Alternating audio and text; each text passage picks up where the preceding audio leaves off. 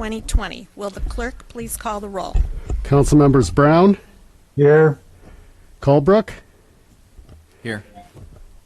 Hersey, Here. Jacobson, Here. Miller, Here. Roberts, Here. Wu, Here. Mayor Marlin. Here. So just Charlie, we're not hearing anything in council chambers. Jason has control. Thank you.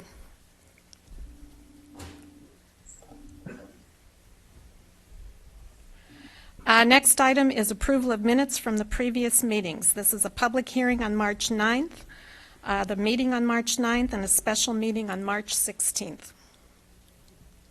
I'll move approval of those minutes. A second. Can you identify yourself, please? Sharice. Hi, Sharice. Moved by Jared, seconded by Sharice. All those in favor, please say aye. Aye. All those opposed, same sign. And just for the record, because it wasn't projecting here in the council chambers, we have Bill Brown, Sharice Hersey, Eric Jacobson. Is Dennis here? Yes. Dennis Yes, Roberts? he is. Mary Alice Wu. Yes. Okay, so we have 5 council members attending via Zoom and 2 are here in person. So because this is a new format for us, I wanted to describe the logistics for tonight's meeting. Per the provisions of the Gubernatorial Disaster Proclamation and Executive Order Number 5, the provisions of the Open Meetings Act 5 ILCS 120 requiring in-person attendance by members of a public body are suspended. In addition, Section 4 of the City of Urbana Temporary Emergency Ordinance to address the COVID-19 pandemic provides for meetings of the Urbana City Council to be conducted electronically. So tonight we have a hybrid approach there. In addition to the city council members attending, the city staff attending in person are City Administrator Carol Mitten and City Attorney Jim Simon. Our Sustainability and Resilience Manager Scott Tess is Zooming in. City Clerk Charlie Smythe is attending in person and he's sitting in a separate room. UPTV Manager Jason Liggett and Austin Pontius are at the controls and they're in a separate room as well. So this meeting is being streamed live as usual, and it'll be recorded for later viewing on UPTV. The recording also will be posted to the city's website tomorrow. Due to technical difficulties and the fact that this is a learning process for all of us, public input will be taken tonight via email. You can email it to cityclerk, CITYCLERK, at urbanaillinois.us. Comments will be entered into the record. Per Section 10 of Urbana's Temporary Emergency Ordinance to address the COVID-19 pandemic and the Governor's Executive Order Number 8 to stay at home, the Urbana City Building is closed to the public tonight in order to protect the health and welfare of city employees and reduce spread of disease in the community. There are no members of the public in the audience. In order to facilitate a smooth interchange between virtual and in-person council members, I'm going to do the following for each agenda item that's reported out of the committee of the whole. And I'll wait until we get to that point and I'll go over the procedure for that as well. So at this point, we ask for any additions to the agenda. There are none. Is there any public input that has come in via email?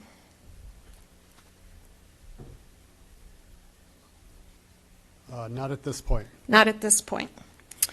Next up is reports of the standing committee, and that'll be reported out by Committee Chair Jared Miller. So after Chair Miller moves the item out of the committee, I'm going to ask Bill Colebrook, since he's here in person, to second it, and then I'm going to call on each virtual attendee individually for questions, followed by each of you who are here in person. And then following the questions, I'll go through and ask each virtual attendee individually for comments and discussion. And I'm again back to the comments from each in-person attendee. And if you think of something and your question arises, just take a note of it, and when I get to you, then you can ask that question. And that way we can avoid kind of jumping in over each other. And I ask those who are attending to please, especially those electronically, please speak clearly and slowly so the recording secretary can hear. So, Chair Miller, we have 2 ordinances to report out. All right, well, last week, the committee of the whole met and sent 2 items forward to full council, both that received recommendations for approval. The first of which is ordinance number 2020-03-009, an ordinance authorizing the purchase of certain real estate, specifically 1107 North Gregory Street. On behalf of the committee, I move approval. And I second it. Moved by Jared, seconded by Bill. Are there any questions? I'll start with Mary Alice. No, not at this time. Eric? I have no questions. Sharice? No, I don't have any questions. Dennis? No, I think we covered it pretty well during our committee meeting. And Bill Brown? No questions. No questions. Okay. Any questions from those in person? None from me. None from me. Okay. Any comments? We'll start again. Mary Alice, any comments? Nope. Eric? No. Sharice? No. Bill Brown? No comments. Dennis Roberts? I think it's positive because it satisfies some of the needs we have for community development, and it supports the continuation of the use of this building as a facility for affordable housing. Thank you. Jared, comments? I'm good. Bill? No comments. Okay. Will the clerk please call the roll? Councilmembers Brown, Yes. Colebrook, Yes. Hersey, Yes. Jacobson, Yes. Miller, Yes. Roberts, Yes, and Wu. Yes. That motion passes. Jared? All right, next up is resolution number 2020-03-015R, a resolution adopting financial policies. On behalf of the committee, I move approval. And I second it. Moved by Jared, seconded by Bill. I'll go through virtual attendees. Any questions? Mary Alice? Nope. Eric? No. Sharice? No, I think we kind of covered that pretty good last week. Okay. Bill Brown? No questions. Dennis? no, I don't have any. Jared? No, none here. And Bill? No questions. Okay. Any comments or discussion? I'll start going back the other way. Jared? Nope. Dennis Roberts? No, I don't have any. Bill Brown? Nope. Sharice? No. Eric? No. Mary Alice? No. Bill Colebrook? No. Okay. Will the clerk please call the roll? Councilmembers Brown, Yes. Colebrook, Yes. Hersey, Yes. Jacobson, Yes. Miller, Yes. Roberts, Yes, Wu. Yes. That motion passes. Reports of special committees. Reports of officers. Okay, we'll move on to new business. Is Scott Tess, has he joined us?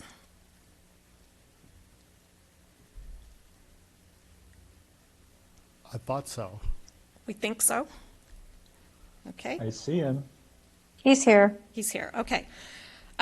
First up is resolution number 2020-03-016R, which is a resolution approving a solar facility ground lease with Solar Star Urbana Landfill East LLC. And then another resolution, 2020-03-017R, resolution approving a solar facility ground lease with Solar Star Urbana Landfill West. Scott, would you like to present this topic?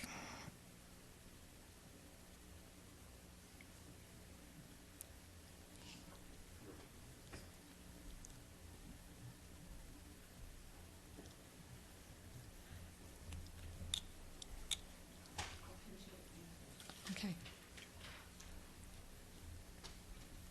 We do have a backup plan for Scott to call in. How about if Carol, would you like to begin, and then hopefully Scott will chime in on the phone. I will do my best, and I'll try to summarize rather than read the memo. But you'll remember that at the end of 2017, We completed a qualifications-based solicitation to try to find an entity that would build a solar array on the city's closed landfill. And we selected SunPower, and we entered into a lease option with SunPower, and that gave them, SunPower, the exclusive right to develop the solar array for a period of 2 years. So in 2019, the City and SunPower project was selected for 2 low-income community solar incentives for 2 separate solar developments on the landfill.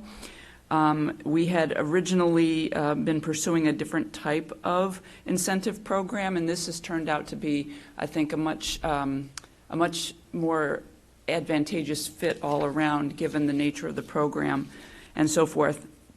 So the project companies allow SunPower to bring in an investor who optimally finance the projects, and SunPower has selected NextAmp, which is a firm with extensive experience investing in solar energy assets. So SunPower remains contractually involved in the project to provide post-contract services, and electricity purchasers who are subscribers can buy or lease a share of the community solar system, and it's helpful to the city because we're going to be a large user, and there's very competitively priced electricity that will come from this. So low-income residents will be able to take advantage of this particular solar program, and that's the part that is really helpful in the community. So what you have in front of you are 2 resolutions, because there's 2 separate ground leases because of the nature of the ownership of the landfill. So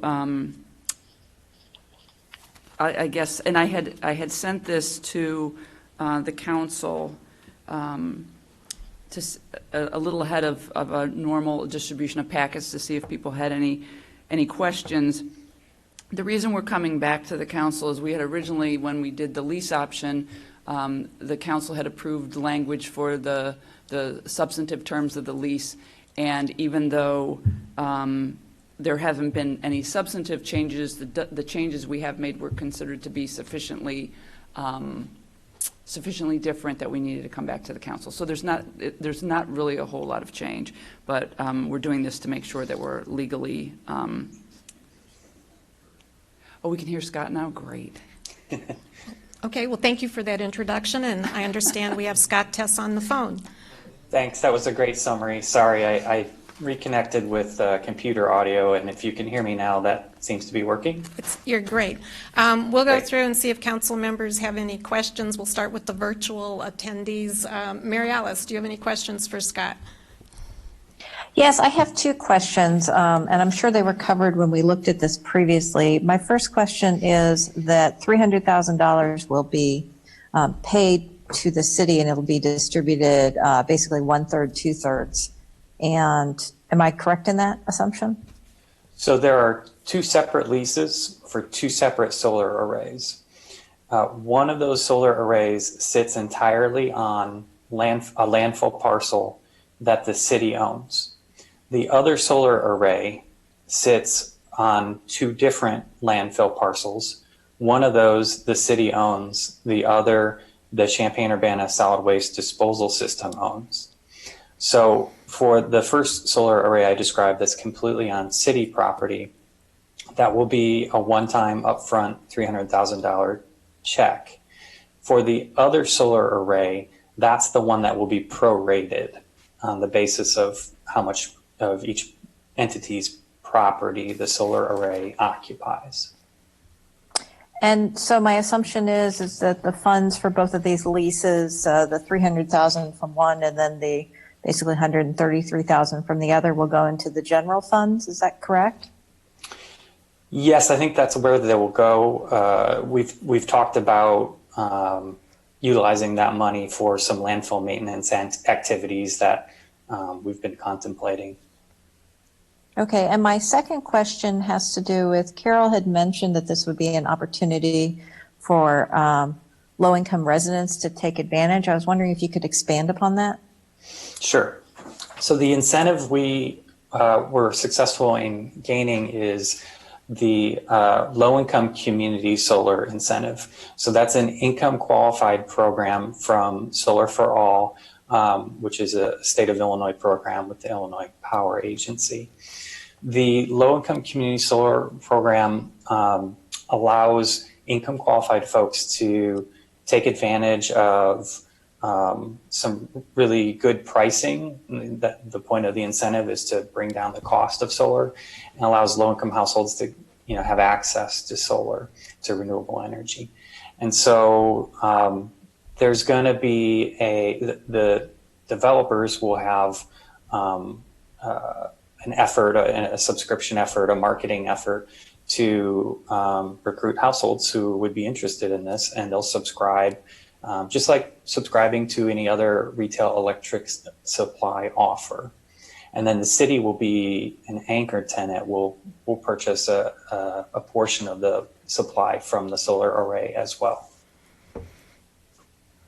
So does that mean, when you say they're going to solicit from people, does that mean that they're going to be sending out mailers, they're going to be going door to door? Is it a combination of those? It's going to be a combination of strategies, but I think it's going to center around some public meetings and other media communications. I don't anticipate them going door to door, but there may be some direct mail. Okay, thank you. Eric, do you have any questions? Yeah, I'd like to pursue a little bit farther the line of query that Mary Alice began. How do low-income households actually qualify a household? Do they submit information about their income, or how does it work? There are a couple of different pathways to get income qualified. Folks that are interested should first go to the link that we have in the memo, and they can determine themselves if they think they're going to qualify. But in terms of the program having the verifying, there is the potential for submitting income records. There's also a pathway whereby, if I remember the details correctly, they can, if they're in a particular low-income census block and they sign an affidavit or some such document stating that they qualify or what their income is, that will get a household qualified as well. But that process will also be, folks will be ushered through that process by the subscription manager when they start their work.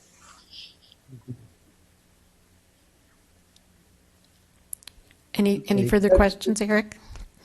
No, that sounds fine. I'll just state for the record that I assume that process does not use up much of the savings, that the cost of going through all that will be almost negligible. But I'll put a question mark on that. Will be almost negligible? The cost, which cost and accruing to who are you thinking of? The costs of verifying income eligibility. That cost will be borne by the developer. Okay. Okay. Sharice, do you have any questions? No, I don't have any questions at this time. I remember we voted on this a while back, didn't we?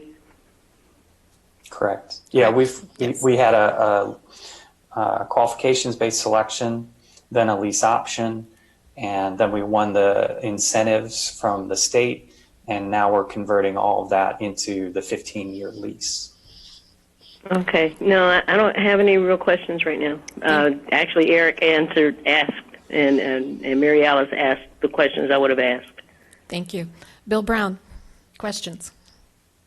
Yeah, I think the last time we discussed this, there might have been something going through the zoning process to add solar use or photovoltaics to the zoning ordinance as a use under some categories. I don't ever remember that coming to council. Where are we with that process? That did happen, but I can't remember the specific type of approval. But we did the project did get the zoning approval that was necessary. I can try and look it up real quick, but I don't remember off the top of my head what the specific approval type was. So is that currently light industrial? I think it's conservation. Conservation, okay. I think. And then in the contract, it said they could use it for any type of solar generation. I think we're assuming it's going to be photovoltaic, but I know there's also that type with the mirrors that has a boiler in the middle, and I don't know if that would be appropriate for that area. No, doesn't seem like that's, yeah. It'll be solar photovoltaic, and there's at the end of the attachment in your packet, there's a site plan, a draft site plan anyway, what they're planning at this point. Yeah, I wonder why it's any type in the contract. I really appreciate all the work you guys have put into on this. It looks like it was a lot of work. It's been a couple of years. So just to clarify, it's a 15-year initial period and then 2 potential 5-year renewals, basically, so total Right. 25 years. Correct. Okay. Yeah, if Lori is listening in, maybe she could clarify what the zoning, how the zoning was approved. I'm not sure, I don't think Lori's on tonight. But we could find out for you. I'd be happy to follow up on that, and if it's important before the vote, I'll run upstairs.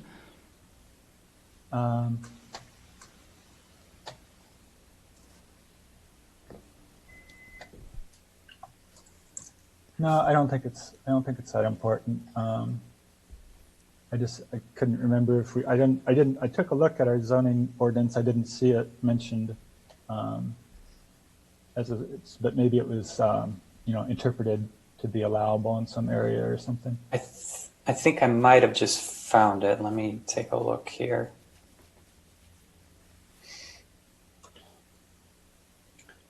An ordinance approving a special use permit, 901 North Smith Road, January 17th. There's a Okay. memo.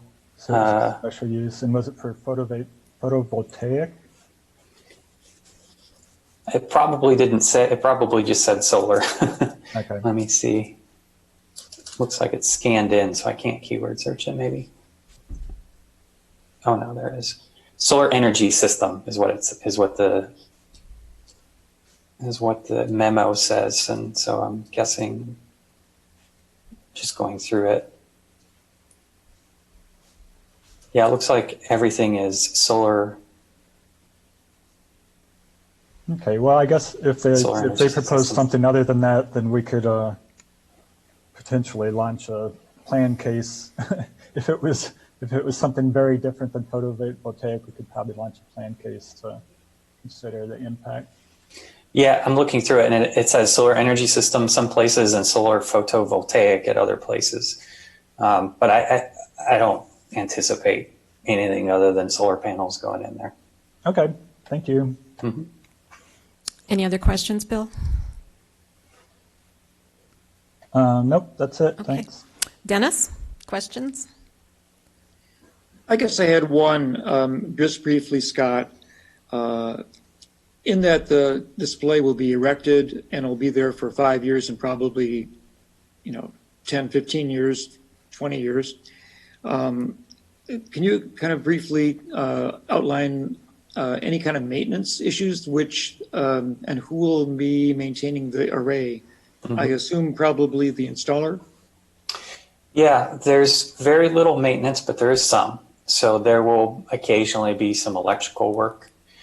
There will be seasonal vegetation maintenance. So, for instance, the developer, the operator of the solar array is not going to want grass and trees growing up in front of the panels and shading them. So there will be some seasonal landscape maintenance. Everything within the footprint of the lease, and there will be a fence around it, everything within that footprint will be the maintenance responsibility of the developer and their operators. So the city, this actually takes these portions of the landfill off of the city books in terms of maintenance costs. All that will be borne by the developer. Well, it's a rather amazing thing to churn what is basically a city's land that is not in generating very much revenue into something that potentially has a little bit of income for the city. Yeah. And benefit for the people. So that's very good. Thank you. Okay, Jared, any questions? Just two quick ones, Scott. We don't get to take credit for the 15-year lease, correct? The city can't apply that towards our goal of green energy? So because we can't claim those credits. The way that the state is incentivizing these projects, they are providing cash, of course, but they are in exchange taking the renewable energy credits or certificates generated by the renewable energy asset, the solar arrays. And so whoever owns the renewable energy credits gets to make an environmental claim. So no, we shouldn't be counting that up towards anything, but certainly, facilitating renewable energy development is good for, the climate. Of course. Second quick question: what's the build time from the end of this agreement when we approve it to implementation? I don't have a construction schedule from the developer, so I can't answer that, and I don't have a start date either. They do have, I don't have it off the top of my head, but it's in the records. They had 18 months to start delivering electricity from the day that they were awarded the first of the two incentives, and I think that that might be in my memo when that award was, but it was late last year. So there is a ticking clock on this project.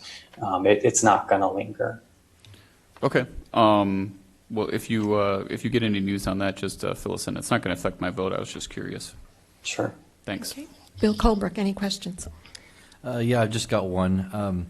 It looks like this work and this debate started back in 2017, so it's been several years. And of course, I wasn't on the city council then, so I apologize. I'm just trying to get up to speed on some of the history. Just looking at the map, it looks like these two fields are somewhat boundary locked, by some natural areas and the interstate. I'm just curious, is this at all expandable? I know the city owns land to the north of this field, and I'm just curious if a project like this is expandable in the future. There's not a lot of developable space left on our landfill parcels. There's a little bit of balance of land, but it starts getting less flat, in some places significantly so. These arrays are also located in portions of the property that have the least amount of trees to remove. So this is probably going to be it, although we can always, draw a polygon around other surplus vacant land out there and do another procurement and see if someone out there thinks that they can make a commercially viable project. But this is probably going to be it. There's just not a lot of balance of good developable land there. I appreciate it. Thank you. Okay, we'll go to council comments and discussion. We'll start with Mary Alice. Any comments or discussion? No, not at this time. Thank you. Eric? Just sort of an anecdote, if you want to laugh, the early history of getting solar power from reflecting mirrors is very amusing, and it's full of things catching fire and melting and stuff like that. So photovoltaic is much more prosaic. Charisse? No comment. Bill Brown? Nope. Dennis Roberts? No, nothing. Jared? No comment. Thank you. Bill Colbrook? I can't follow that, so no. All right, I will call for a motion. I move that we Approve or resolution number 2020-03-016R, a resolution approving a solar facility ground lease with Solar Star Urbana Landfill East LLC. And I second it. Moved by Jared, seconded by Bill Colbrook. Will the clerk please call the roll? I guess I should have asked for discussion after the motion, but I think we're good. Will the clerk please call the roll? Councilmembers Brown, Yes. Colebrook, Yes. Hersey, Yes. Jacobson, Yes. Miller, Yes. Roberts, Yes. and Wu. Yes. That motion passes. I'd like to make a motion that we approve resolution number 2020-03-017R, a resolution approving a solar facility ground lease with Solar Star Urbana Landfill West LLC. And I second it. Moved by Jared, seconded by Bill Colbrook. Will the clerk please call the roll? Councilmembers Brown, Actually, I had discussion on this one. Okay, we can do discussion. Just to come back at Eric, I'm not sure if that was supposed to be a jab at me for bringing up the mirror thing, but there are 3 huge solar installations in the Mojave Desert. If you fly between here and Los Angeles, you can see them, and they use mirrors and boilers. So if they're big enough, they can be very efficient in the modern world. That's the only discussion I had. Thank you. Any other discussion? Yeah. I believe, Oh, go ahead. this is Dennis. And I also believe that there was such an array at Sandia Laboratories in Albuquerque, South Albuquerque. Okay, Eric, you had a comment? Yeah, just, it wasn't a jab at anybody. The early days of any technology are often amusing, and this one was amusing in spectacular ways. As is the early days of using Zoom for meetings. So That's right. one day we'll look back on this as well. Are we ready for the vote? Any other comments? Okay, will the clerk please call the roll? Councilmembers Brown, Yes. Colebrook, Yes. Hersey, Yes. Jacobson, Yes. Miller, Yes. Roberts, Yes. Wu. Yes. That motion passes. And last item under new business is ordinance number 2020-03-016, which is ratification of emergency order 20-01 relating to the delivery of packaged liquor, and that was issued on March 18th, 2020. This was an emergency order that authorizes certain liquor license holders in the city of Urbana to provide for off-premises delivery of alcoholic liquor in the sealed original package for off-premises consumption. This emergency order followed the executive order issued by the governor that closed all bars and restaurants in the state of Illinois. And in an effort to assist local businesses to continue their business and to continue to this would be liquor license holders to continue their business, continue to sell alcohol, and in some cases in conjunction with food. I issued this emergency order. So this provides for the sale and delivery of the package,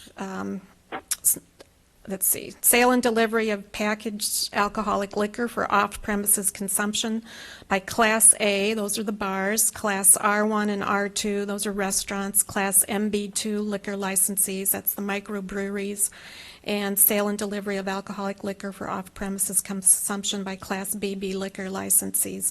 I've had a question about what about the other local aspects of the code, does that apply to these sales? And yes, the only thing that's different is the ability to sell and deliver packaged liquor for off-premises consumption. So they're still required, everything else in our liquor code still applies, the dram shop insurance, the verification of age of the server, the age of the purchaser, the hours of operation, et cetera. So nothing else was changed other than extending this to the liquor licensees to have the ability to sell for off-premises consumption. And I have to say, people have been very creative and innovative in how they've adapted over the past week to doing this, and I appreciate the patience of the license holders as we worked our way through this, and I very much appreciate the way the public has been supporting our local businesses.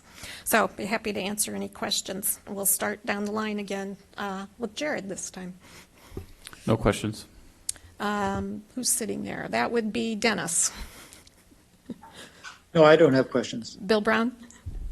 No questions. Sharice? None at all. Was that a no? Oh, yeah, that's a no. Okay. Eric? Sorry. Yeah, I'm good with this. Okay. Mary Alice?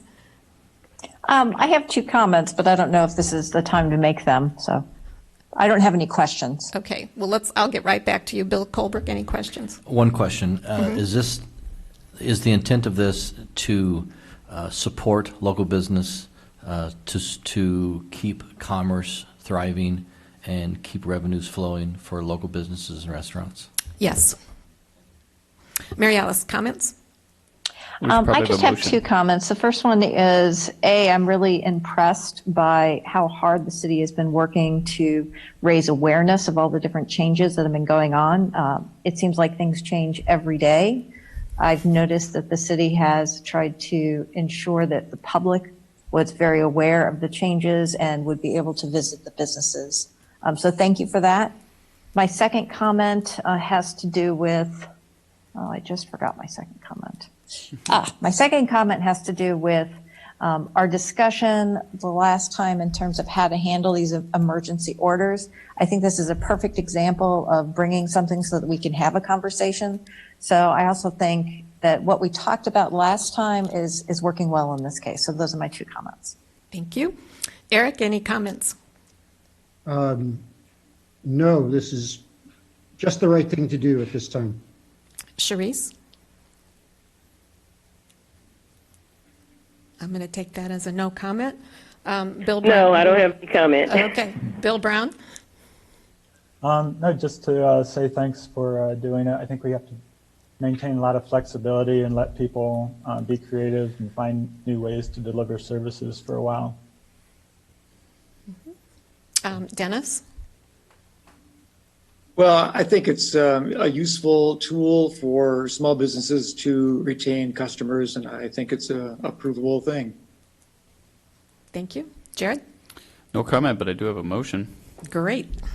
I'm going to move ordinance number 2020-03-016, ratification of emergency order 20-01, delivery of packaged liquor that was issued on March 18th, 2020, be approved. And I second it. All right. Will the clerk please call the roll? Councilmembers Brown, Yes. Colebrook, Yes. Hersey, Yes. Jacobson, Yes, Miller, Yes? Roberts, Yes, and Wu. Yes. That motion passes. Before we adjourn, I just have a few announcements. There's no meeting next week, virtual or in person. It's the 5th Monday. I want to again thank everyone for complying with the governor's executive order to stay at home, shelter in place. I cannot tell you how proud we all are of our community for the response to these actions, and I am grateful to the state of Illinois, the governor, for his leadership here. He's taken a lot of the actions that we would have taken at the local level, but the fact that they're statewide is saving lives. So we are very, very thankful for that. The Landscape Recycling Center is closed until further notice. If you had a delivery that was scheduled for this week, those deliveries will be completed, but no new sales or orders will be taken. The city building, under the emergency declaration that you passed last week, we have closed the city building to the public.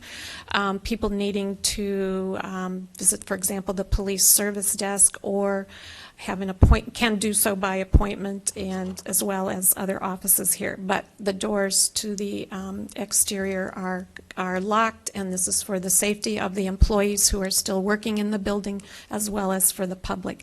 We have transitioned a number of employees to working remotely from home. I'm one of them, so I'm figuring out my new reality. And we do have some staff in the building as well, and that's one of the reasons that we are closed to the public.